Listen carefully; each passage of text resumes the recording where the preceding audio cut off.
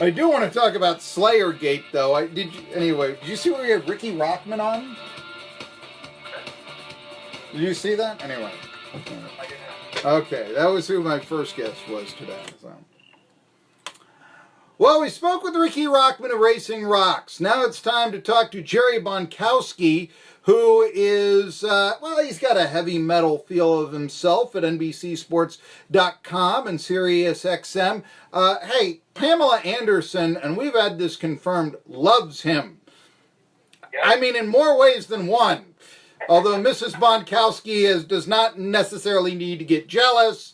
But there you go. So how's that for his heavy metal cred? And I guess, a wonderful race. We want to ask who Matty, who is this guy finishing second? Matty D.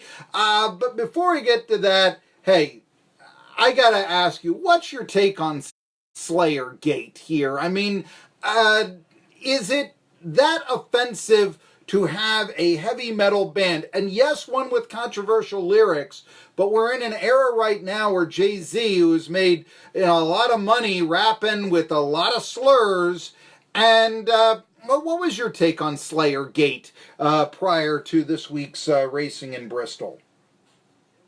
Boy, I learned something a long, long time ago. If you can't say anything good, don't say anything at all. Okay.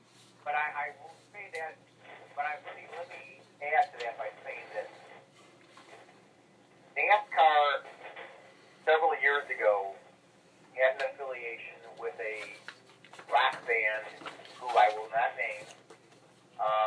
Who actually I kind of liked some of their music, but their lyrics and their public persona seemed to go against, and this is my opinion, seemed to go against a lot of things that NASCAR stood for.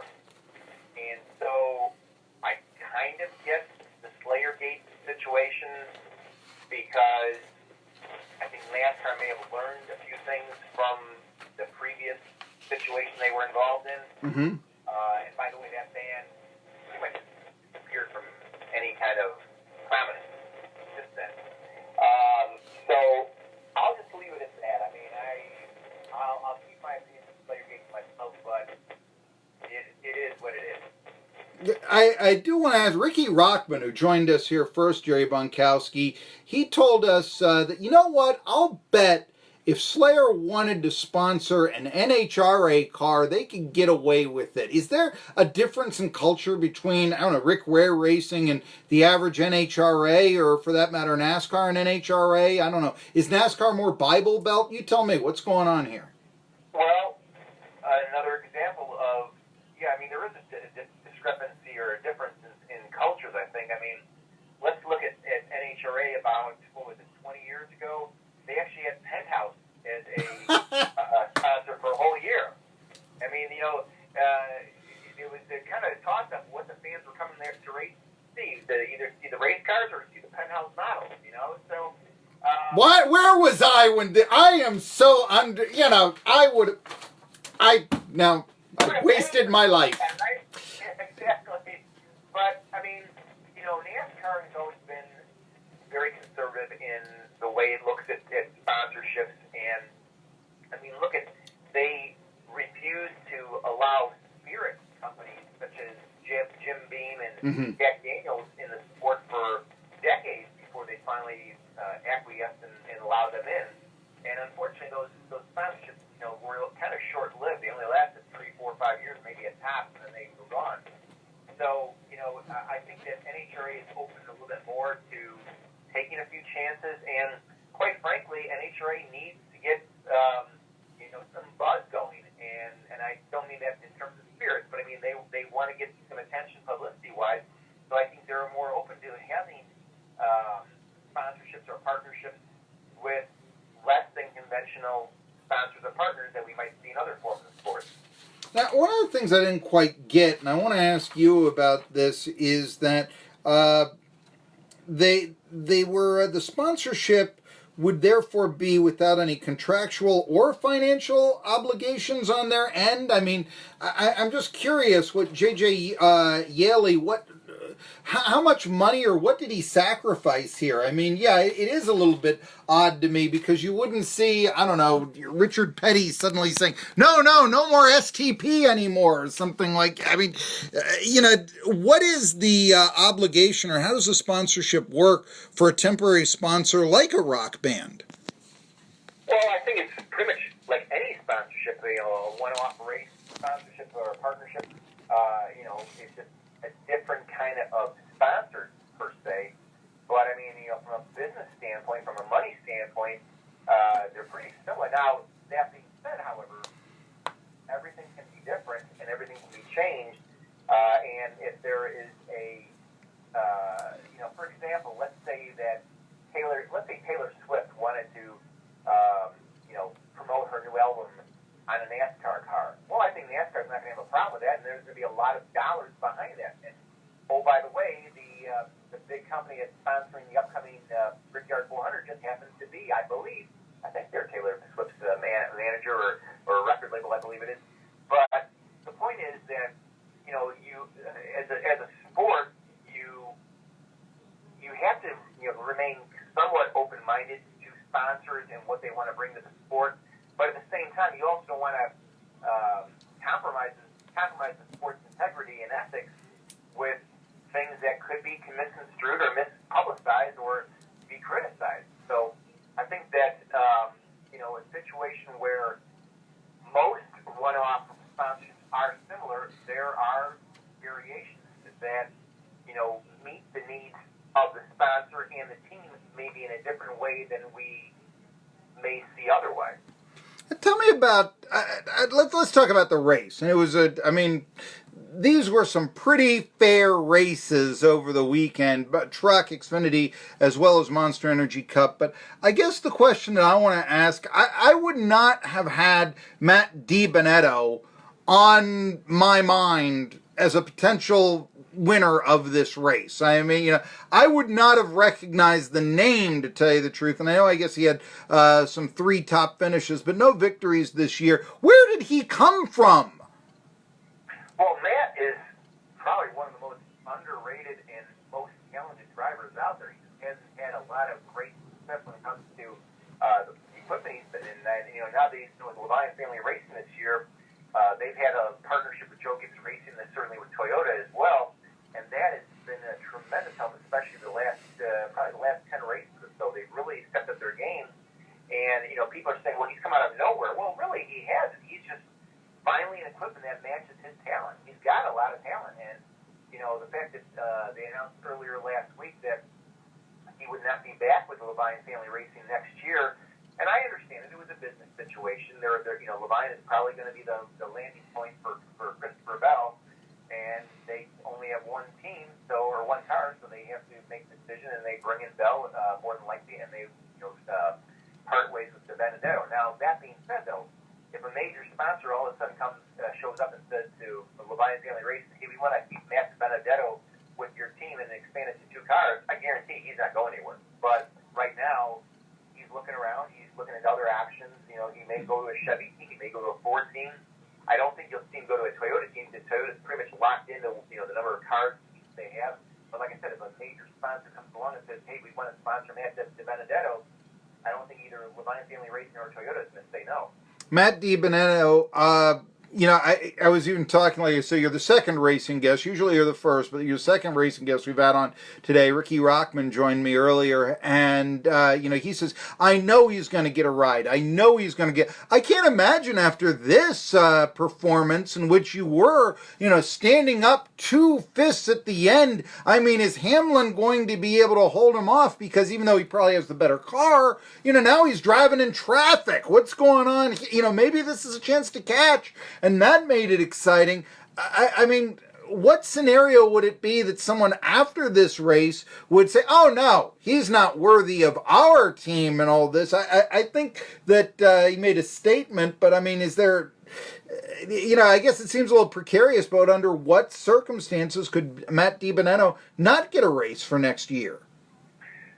Well, a ride. I'm sorry, a ride. I said race, ride. Right, Go ahead. I understand. I mean, it's a business, and unfortunately, there are only 36 teams that have charters right now, and there's maybe 2 or 3, a handful in that don't have charters that still compete in the series. Some full-time, some near full-time, some part-time, some only a few here and there.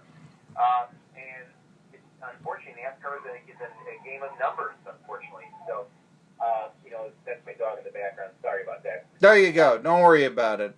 I still want to know how Dale Earnhardt Jr.'s dog did after the plane crash, but yes, go ahead. Yeah, I know that. Well, I agree with you there, but I mean, you look at a guy like that DiBenedetto. He has incredible talent. Unfortunately, this isn't the first time we've seen situations where a guy that has incredible talent oftentimes gets, winds up on the short end of the deal and doesn't get a good ride, and may wind up having to go down to the Xfinity Series next year. All I can say is this, Marky, and it was who was it? Denny Hamlin said this, that after the race Saturday, if any team owner out there is smart, they will not overlook Matt DiBenedetto. If they have an opening on their team, they would make him one of their first candidates to look at. I mean, the guy's got incredible talent. If he has equipment to match his talent, he is going to make some significant news for a team. So I think that, where we're at right now with Matt DiBenedetto is he's the feel-good story of NASCAR, probably the best feel-good story we've seen this year so far. I would love to see him win either at Darlington or Indianapolis and get himself into the playoffs. That would go he would go a lot further in his quest for a new team and a new ride and a new sponsorship if he were to do that. And, unfortunately, if he does do that for others, it's unfortunate for other drivers if he does do that, then certain drivers are not going to make the playoffs. But that's, again, part of the numbers game. You don't have 16 drivers make the playoffs. But with Matt DiBenedetto finishing a career second past Saturday, it shows what he can do. It shows what his team can do. And I would not put it past him to win at either Darlington or at Indianapolis. Now, did you hear what song he came out to? Yes, here we go. Let's do this. Here.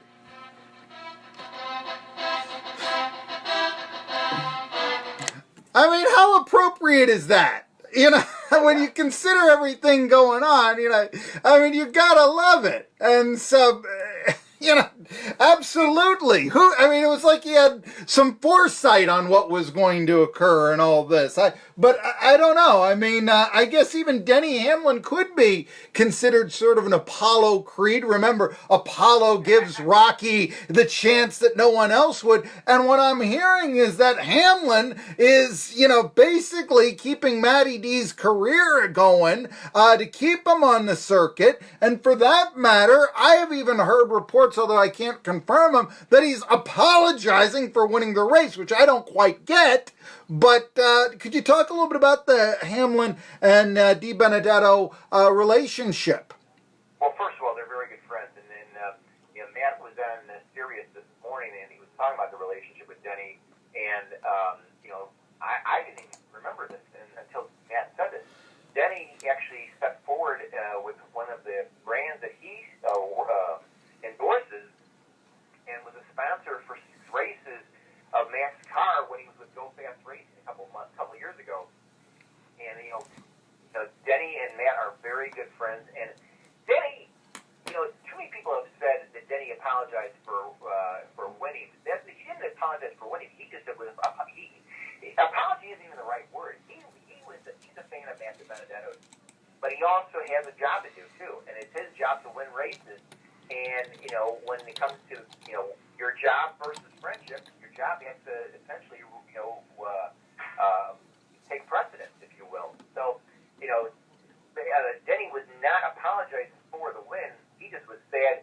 If he was not in position to win, if he would not have won that race, he probably would have pulled for Matt DiBenedetto to win that race. That's what I'm getting at. So, I'm not going to come down to Denny Hamlin in any way, shape, or form. I think what he did was one of the classiest things I've seen in a long time in sports.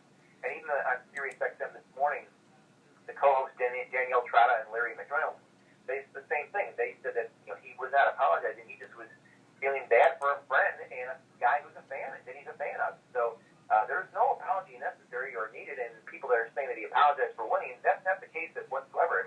It was just a human emotion saying that, darn, I'm glad I won, but I would have loved to see my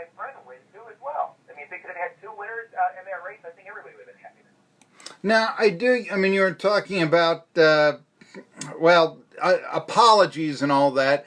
I guess it's probably time for me to apologize here because I know that during the truck race, there was a homophobic slur made by one of the pit crew on the radio that people heard. And to be honest with you, the reason why I say that I probably need to apologize is that I know that in junior high school, this homophobic slur was quite prevalent in our junior high in Shippensburg, PA. I will not go and tell you what it is because, after all, it's a slur. But in something like this, I mean, what do you think is going to happen? How will NASCAR react? Fine, suspension, firing, that sort of thing. What do you think the end result will be? Well, NASCAR has a lot of tools in its toolbox, if you will, when it comes to penalizing teams or team members. Because it was over the team radio, that's considered a public medium, if you will. Because obviously a lot, Yeah. fans in the stands. People have scanners, sure. Yeah. Exactly, right. So, I don't know who it was, but I'm sure NASCAR can find out very easily who was that was involved. And, the question now becomes, what kind of penalty will be meted out, if a penalty is meted out. And, in NASCAR, there really is no longer any kind of a privileged communication. I mean, like I said, unless you stay between friends, off the record, away from the media, anything that can be picked up by the media is essentially fair game to be reported upon. So I think there would be some kind of penalty coming out of this. I just don't know how severe it will be. I mean, this has not really been a situation that has been prevalent in NASCAR. I mean, it rears its ugly head every now and then. But for the most part, the sport polices itself very well. So I don't think, my opinion is that there will be some kind of penalty. Severity remains to be seen. Historically, I've seen the fines, and they've gone from 10,000 to 50,000. I might think in our sensitive culture there might be a suspension and such. Like I said, the slur that was used, and I'm not very proud of this, but yes, at Shippensburg Junior High School from 1983 to 1986, it was pretty commonplace. I'll just say that as derogatory, middle school and all this, you're putting down people, your friends, all that sort of stuff, as much as anything, yeah. The sad thing, though, is it's not just a middle school thing from 30 years ago. It's not a high school thing for me from 40 years ago. We're still seeing it and hearing it today. Yeah. That's sad commentary that people take it upon themselves to utter those kind of things when common sense would dictate that you don't. Yeah. And in a high-profile sport that has people listening to what you're saying. So it's just a sad commentary that someone would say something that is wrong, is offensive, and, essentially labels a certain group of individuals, if you will, unfairly. And, if the shoe was on the other foot, so to speak, and someone said something about that individual's ethnicity, orientation, what have you, that person probably wouldn't like it either. Yeah, sure. No, I get it. Like I said, I mean, I don't think I'm really proud that this word, if it can also be used as saying that someone is odd, let's just put it that way and all this. Yeah. But yeah, we were, I know in middle school, and I'm not real proud of it, but that was something that, we were, for me, it was junior high, that was said, somebody would hit you in the arm and you'd use it, that sort of thing. But anyway, why were people hitting each other in the arm in junior high too?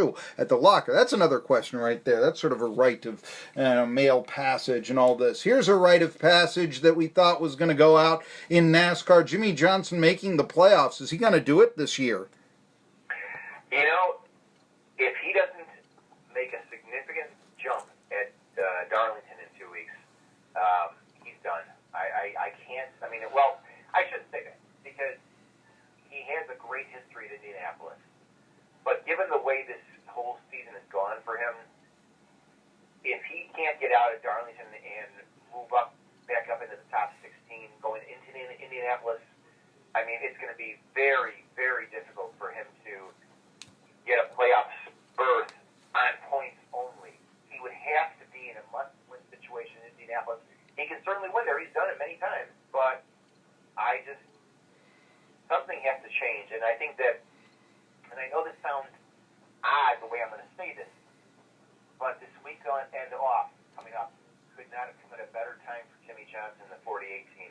They're going to go through everything in their playbook. They're going to go through every bit of equipment. They're going to go from top to bottom, from major to minor, to try to figure out what's going on with the team, what's going on with the car, what's going on with the speed, what's going on with qualifying. Something is off and has been off, and they haven't been able to come upon a solution to get things. I mean, even a new crew chief. 3 weeks ago, they got a new crew chief. They changed crew chiefs. I mean, something has to be done if Jimmy Johnson, and it's going to have to be something probably radical to be done for Jimmy Johnson to make the playoffs. I mean, honestly, Marky, I can't understand. I can't really rationalize the playoffs without Jimmy Johnson, and that potential possibly happening. The first time ever since the playoffs came into existence in 2004. Yeah, it's and there's so many questions. Where is his career right now? We've asked the question. I asked it of Ricky Rockman. Is he Dale Earnhardt in 1997, or is he post Richard Petty 1983? And I mean, that's yet to be determined, I guess. But it does give us, though, a storyline to watch. Hey, a week off now, and I want to ask, I mean, then comes Darlington. There's only one race in Darlington, but everybody I talk to, I mean, it seems like when they're doing the top 5 tracks, Bristol is in it, and Darlington seems to always make it as well. Just to go through, I mean, the top 5 tracks of Jerry Bonkowski are... Oh, boy. Bristol's definitely... I'm not going to rank them. I'm going to put it... Okay. Bristol is one. It is one of the top 5. Bristol used to always say we're the most popular track, and now they don't quite say that anymore, but well, yeah. Wait a minute, though. Yeah, but to be fair, look at that crowd Saturday night. Yes, but I do ask this. I mean, there were still 2/3 empty. Now, maybe they built it too big or whatever. Yeah, I get, and maybe I'm nitpicking. Yeah, it was a positive sign, especially after the spring race. I'll give you that. You do have a point, but then again, you are sort of say, gee, I remember when 150 were here. You know, you do have that. So there were some things where I talked to some hotels that were lowering their prices. Maybe that actually helped the crowd. You've always talked about hotels raising their prices, hurting NASCAR attendance. I talked to a hotel owner that lowered them for this week to sell out. But anyway, go ahead here. Bristol is one. Bristol's one, Darlington's another, Daytona's the third. Sure. From there, it kind of goes, it's kind of personal preference, I guess. I mean, I love Michigan. I love Indianapolis. I don't know if I would definitely put Indianapolis there, so that'd be my fourth. But Michigan is kind of there, but I also like Fontana. I love Phoenix. Vegas. I mean, there are just so many other tracks to fill out a top 5 that would be very difficult. I know I've mentioned it in my book, the top 5, but I've kind of changed my way in the 9 years since that book came out. But I definitely would put Bristol, Darlington, among my top 5 for sure. Does your book, do you still get royalties from it? Yeah, right. Ah, geez. Otherwise, I was going to tell everybody to buy it new, and all this sort of stuff. You can buy my book on history of Pennsylvania sports on Amazon. I just don't get anything from it. What are